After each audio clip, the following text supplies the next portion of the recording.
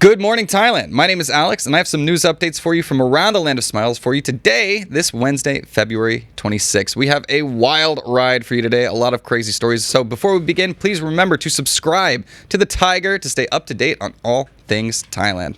Now, today, we'll be talking about a naked convenience store shopper and a naked Batman. Controversy over an influencer's Buddha tattoo, and a little later, renewed efforts in the hunt for Malaysia Airlines flight MH370 nearly 11 years after the tragic incident. But first, we're back in Thailand, where a British man has been arrested in Chiang Mai for overstaying his visa 25 years.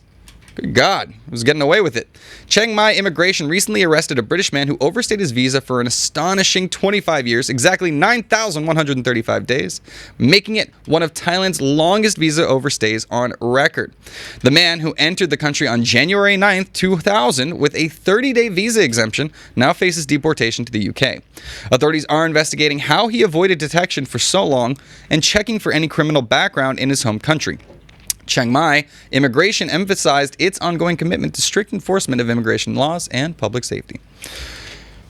Wow, my God, I don't know. I guess 25 years in Thailand, no visas. I wonder how he was staying off the grid for so long. But yeah, unfortunately, this is a crazy thing too.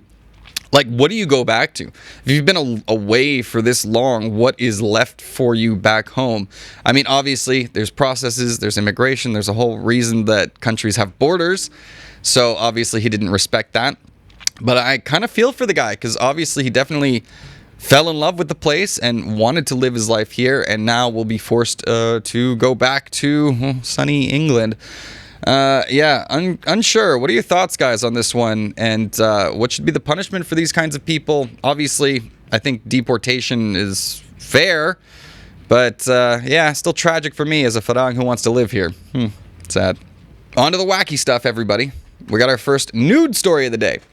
Phuket residents are alarmed by a foreigner walking naked into a convenience store. That's right, a recent incident involving a British man walking completely naked into a convenience store in Phuket's Soi Thalad area has sparked public outrage and heightened concerns about foreigner behavior in Thailand. The video of the incident, widely circulated on social media, adds to growing frustrations among local residents about inappropriate conduct by foreigners, including drug misuse, violence, and indecent exposure. Authorities are responding by increasing law enforcement and discussing potential reforms to immigration policies to address community concerns and reinforce public order and safety. Wow. That is not how you do things, okay, my friend? You got to wonder, okay, all right, it's 55 years old. It's probably like before the dementia's kicking in. You got to wonder what kind of substance abuse is going on. Whatever it is, this is not normal behavior, and it's kind of, like, if you see a naked guy walking into a convenience store, yes, first, wrong, gross. Also, second, how crazy is this guy? Is this going to escalate into something further? So obviously, people were very concerned for themselves, and yeah, probably also for him too. Hopefully, they're able to track him down and figure out what the hell happened so that doesn't happen again. But yeah, I don't know. Tell me in the comments. How would you respond if a chap of that age walked into your convenience store in the buff? Sorry, yeah, the cell phones would come out. I guess people would be taking some videos, huh? All right. On to our next story. Okay, we'll take a break. We'll get back to the naked people later. But now we are back in Phuket as foreign tourists have been violently attacked by a security guard on Bang Lao Road. Two foreign tourists were brutally attacked by at least one security guard on Phuket's popular Bang Lao Road earlier yesterday, sparking an urgent police investigation. The assault occurred around 1:50 a.m. after the victims left the Nan and Non tour restaurant following a visit to Bang Lao Road's famous nightlife spots. Patong police are currently reviewing CCTV footage and interviewing witnesses to identify and apprehend the security guard involved. Authorities have urged tourists to stay vigilant, promising increased police presence and stronger measures to prevent similar incidents in the future. So, look, I know that the Phuket, especially Bang Lao Road security guards have to deal with a lot, right? They have to deal with a lot of unruly tourists, people too drunk, being menaces, that kind of a thing. At the same time, we've definitely done plenty of stories of security guards getting a little too overzealous with their enforcement and becoming very violent on a hair trigger. So I'm assuming that because these guys went to the police and this security guard is nowhere to be found, it appears that he would be in the wrong, or at least that's what the allegations are at the moment. So hopefully they can track him down. But yeah, I don't know. You're a tourist. You're out in the middle of the night, along the road, expecting to have fun, and then you get jumped by some guy. I don't know if these guys were, look, this could be a he said, she said. I don't know if they were doing anything untoward, but the fact that they were so quick to go to the police and make this complaint leads me to believe that they were probably being, chill guys. So, yeah, let me know in the comments. Have you had any negative experiences with security in Thailand? And if so, what'd you do about it? All right. A Thai school is investigating a nude Batman teacher incident. Never thought I'd say that sentence. A teacher in Thailand is under investigation after social media images surfaced showing him posing nude in various locations at a school, including classrooms. The complaints were brought forward by concerned parents and social media activist Guntoch, prompting education authorities to launch a formal fact-finding probe. Sorry for the choice of language. If confirmed that the individual is indeed a teacher, he could face disciplinary action and immediate dismissal. Education officials have pledged swift action to uphold standards and ensure the safety and integrity of schools. Yeah, never have I been so happy for a censor sign. Thank you for that, team here. What? I don't know what's going on. Obviously, this is a big issue in Thailand. A lot of the times when teachers come over here, they are, quote-unquote, LBHs, losers back home. I don't want to, I guess I could be qualified as one of those too. But the fact that this guy is doing this at an educational institution where it's supposed to be trusted for kids. Okay, there were no kids around. That's good. But yeah, if this is indeed somebody that's working at the school, taking advantage of the facilities to do that, I would be a concerned parent as well. So anyways, my next story. Contrary to everything that I've been talking about so far today, apparently Thailand's visa policy is not causing a crime spike, or so experts say. That's right, Thailand's recent policy allowing visa-free entry for tourists from many countries, permitting stays up to 60 days plus a potential 30-day extension, has sparked debate about unintended consequences, including scams, disorderly behavior, and illegal employment. See the naked Batman. Critics argue the policy inadvertently encourages criminal activity, suggesting shorter visa-free stays to curb problems. However, experts counter that crime issues existed before this policy, claiming visas aren't the core issue. A new measure starting in April 2025 will require tourists to submit an online entry authorization form prior to travel. Authorities assert these changes represent Thailand's proactive approach to balancing tourism growth with public safety. Maybe, I don't know. As a Farang that rarely engages in crime, I like to think that we're not really doing too much. And Thailand's crime rates, right? Like I feel like compared to other developing nations, if you want to call it Thailand developing, feels more developed these days. Seems lower than places that are in the region as well. So yeah, I'm not sure if the blame, where the blame can be placed, because there is apparently a rise in crime rates. But yeah, I don't know your thoughts. What is the main culprit? Is it more traditional avenues, organized crime, that kind of a thing? Or are the tourists bringing unruly behavior that is leading to more arrests? Certainly, Thai prisons are feeling the impact because they are overcrowded. But yeah, curious to know your thoughts in the comments. All right. Enough of that. Moving on. I got the last story for Thailand today is about something controversial, and I'm curious to know your thoughts on this. A British influencer's Buddha tattoo has sparked cultural debate in the Land of Smiles. That's right. Emily Srichala, a British influencer married to a Thai man, sparked a cultural debate after showcasing her Buddha tattoo created by her Thai husband on social media. After facing criticism for perceived cultural disrespect, Emily asked Thai citizens for their opinions, emphasizing the tattoo was respectfully placed on her upper arm.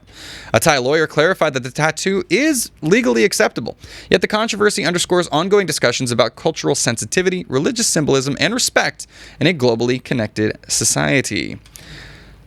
I don't know. It's not like an inappropriate tattoo, right? It does appear to have been done out of respect, particularly she's so engaged in the culture, married a Thai man.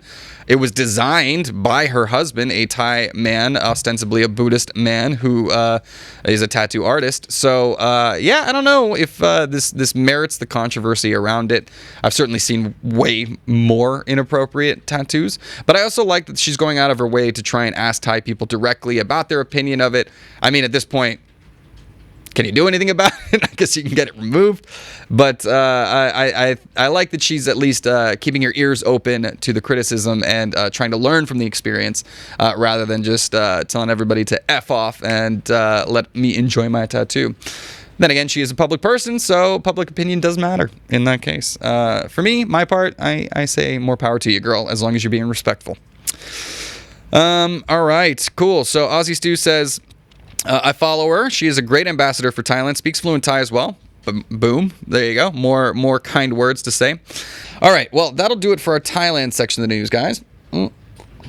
Let's move on to our ASEAN Now section, where I have some fun stories, weird stories.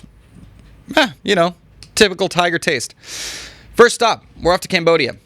Cambodia has announced the revival of Angkor Sangkrantha Festival for the Khmer New Year 2025. Cambodia will revive the large-scale Angkor Sangkrantha Festival in Siem Reap to celebrate Khmer New Year in April 2025.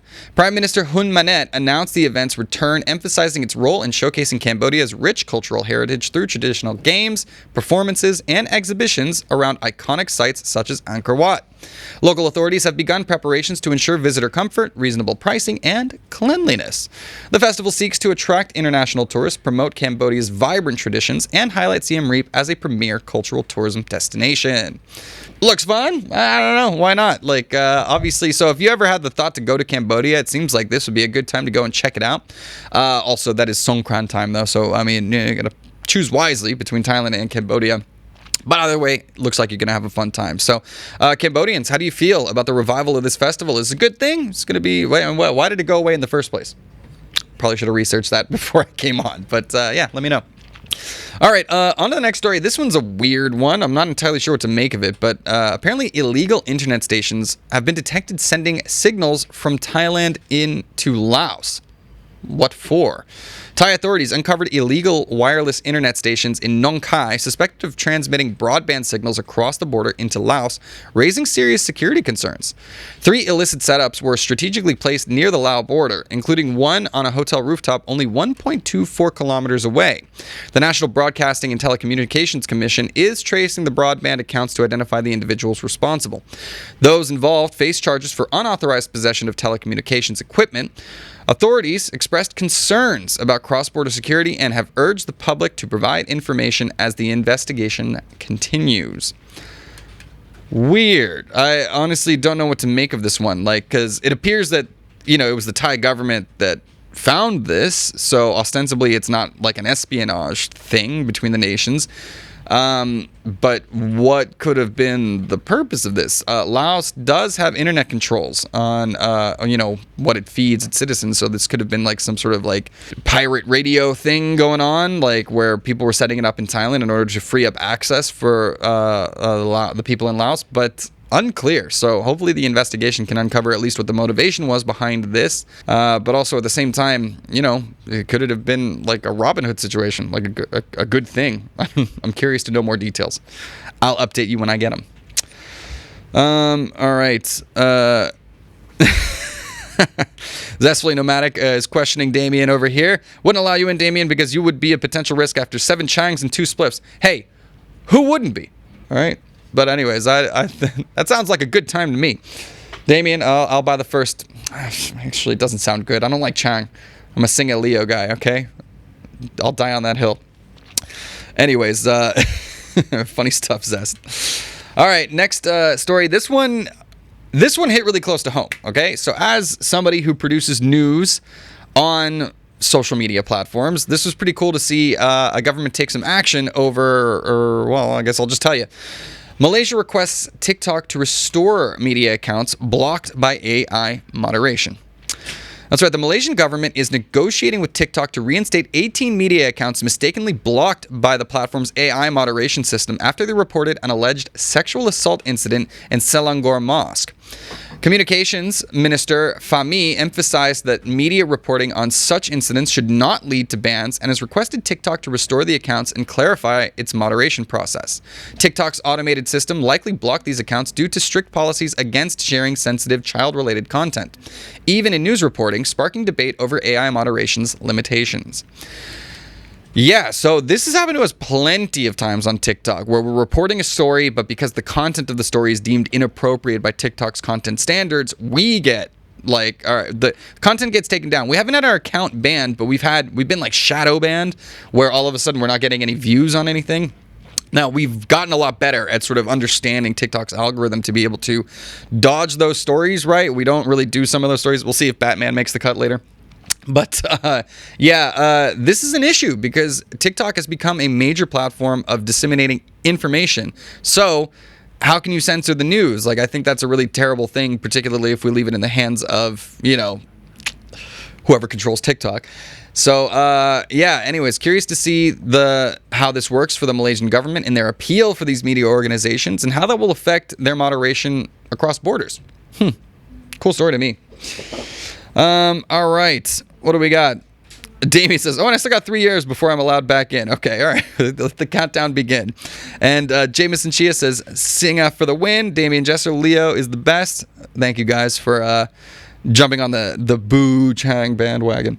And Hughes says, Guinness is best. Yeah, you can have a Guinness to start the night, but you can't be sipping that all night. It's got to be Singa with ice in it, baby. That's the Thailand experience. Speaking of which, just kidding. All right. Anyways, our last story of the day. This is a very curious one. And, pull on your tinfoil hats, your conspiracy maps. Let's talk about it. A new search for MH370 has been launched 11 years after the plane vanished. That's right. A new search for missing Malaysian Airlines flight MH370 is underway in the Indian Ocean 11 years after the plane vanished en route from Kuala Lumpur to Beijing in March 2014. The Malaysian government is finalizing a deal with Ocean Infinity, a firm that previously conducted an unsuccessful search in 2018. Though details like duration are not yet settled, Malaysia supports Ocean Infinity's proactive decision to begin the new search immediately. Families of victims have expressed relief at the renewed efforts as earlier extensive searches, the largest in aviation history, failed to locate the plane or definitively determine its fate. So, this is like pretty much the largest mystery of the past, more than a decade now, I guess. What happened to this plane? There was a whole lot of missteps in the early days of the investigation, right? A lot of people have accused the Malaysian government of not being forthcoming with information that could have been vital in the search. Obviously, it was a massive international effort. And then, of course, just a few years ago, there was a big controversial video that turned out to be a hoax, maybe it wasn't a hoax, showing that very plane being abducted by 3 orbs and being blinked out of existence. That was big on the internet for a little while, was reported on by news organizations, and then was apparently debunked or not debunked. The point is, people's curiosity about this case is still alive and well, and finding any answers will be so beneficial, not just to the public, but of course to the families who lost their people on that plane. Anyways, hopefully the search yields some answers. What? It says no sound. April G. McGinley, no sound. Hopefully that's just a you thing and not an everybody thing. Anyways, let me wrap up the show and then I'll get into the comments, guys. I think we're good. All right. Anyways, thank you guys very much for joining us for today's edition of Good Morning Thailand. Please subscribe to the Thaiger across all social media platforms here on YouTube, on Instagram, TikTok, Facebook. You see different content that we post over there that you wouldn't see on this channel normally. Also, go to thetiger.com. Throughout the day, we constantly post new updates to keep you up to date on all things Thailand. And of course, if you enjoy the conversation, you can continue the conversation over at ASEANnow.com, which is Thailand's largest expat forum and rapidly growing around the region.